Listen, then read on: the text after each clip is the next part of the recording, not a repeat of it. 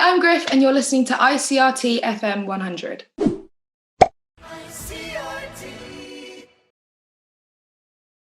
Yes, we're here with ICRT reaching out during this pandemic. The whole world is in lockdown, and we have a lot of willing participants, celebrities, singers, songwriters from around the world here joining us on webcam. And today we have Sarah Faith Griffith, also known as Griff. Hello, I'm Joey. How are you?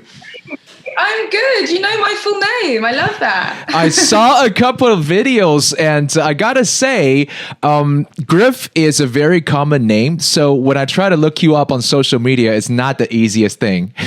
Right. I'm with you, especially because my username's Whiffy Griffy as well. It's not that easy. Exactly. Can I ask you, why is it Whiffy Griffy? There's no good story behind it. I think basically, when I was in school, like, it was kind of a joke that people would say, and then I put it as my username before I was even a singer, just while I was still in school, and then I just never really changed it, to be honest. So yeah, it's just kind of a school name. You're currently in London, and are you guys still in lockdown? Are you allowed to go outside? We're allowed to go outside. We're allowed to meet 6 people in the park. That's where we're up to now. Okay. And you, of course, are finding a lot of time to stay at home and write new music. We just got a new song from you not long ago, about a few weeks ago. So we'll talk about that. But, there's not a whole lot of information of you on Wikipedia. So today we're going to set some foundations, get some things out of the way. First off, your background, your heritage is you have a little bit of Jamaican and Chinese in the family, right? Yeah, my mum's Chinese and my dad's Jamaican. I'm very curious how those two cultures mix, like the foods, or they don't. Is that what you said? They don't mix very well. That's why you don't come across the mix that often. It's so rare to see like a Blackanese person because they're like two opposite cultures. So when they come together, there's a lot of friction. Yeah, I'm really curious, especially music-wise. Like, what did Dad bring to the table music-wise, and on Mom's side, like, what kind of music do they listen to?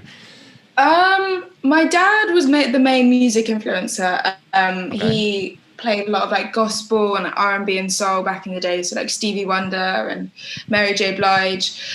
And then Mum didn't really play that much music. I think the one person that she always played was, I want to say it's Teresa Chang. Am I saying that right? Teresa Dunn, right? Dunn Lee Jun, is that the one you're talking? Yes. Yeah. That's the only like music she ever really played. Otherwise, it was a lot of like Christian and worship music. All right, but when it comes to your musical pipes, where does your voice come from? Is it from Dad or from Mom? It's from Dad. My dad's a really good singer, actually. Oh, okay. Yeah.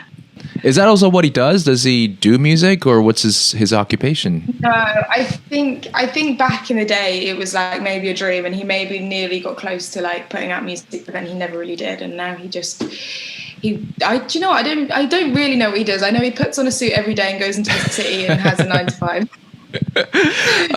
So I guess Mom and Dad, or at least Dad, is definitely very supportive of you going into music then, eh? Yeah, they've been really supportive, actually. I think I don't really know. I think my dad actually would have loved me to go to uni, but I was like, no, I'm going to release music. So yeah, they kind of just had to deal with it.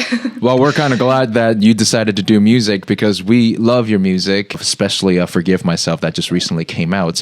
But before we talk about that one, can you give us 3 adjectives that describes Sarah Faith Griffith? Ooh. I'm told I'm quite laid back. Okay.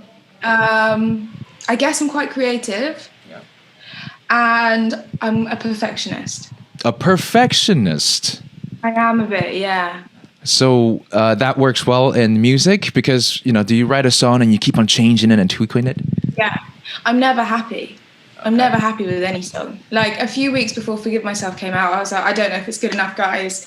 We're going to have to not put it out. I don't know. I'm just so like overthinking when it comes to that stuff. So yeah. Okay. So you have a little bit of Stevie Wonder, a little bit of Mary J. Blige, and some gospel music growing up. How did you get started? Like, do you remember that year when you started wanting to release music professionally?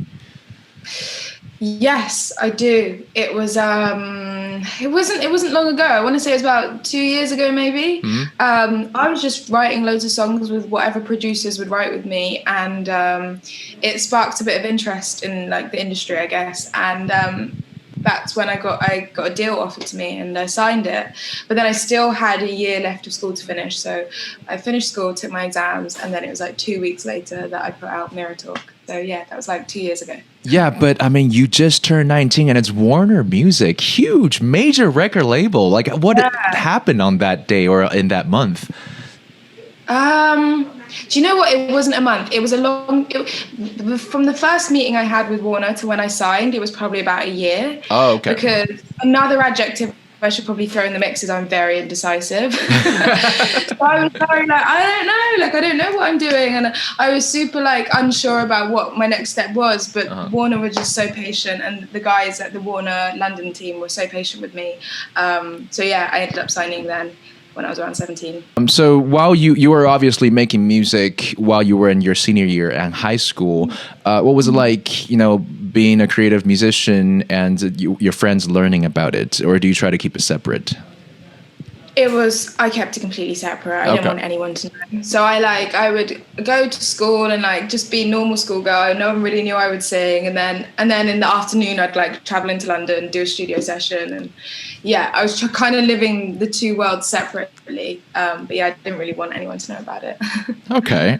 And this year, 2020, we got a couple of singles from you. I can't believe, when I just checked before our interview, I realized that Good Stuff was in February. It doesn't feel that long ago before we were playing this on ICRT. So Good Stuff is kind of like the Falling in Love song, and Forgive Myself is the post Falling in Love song.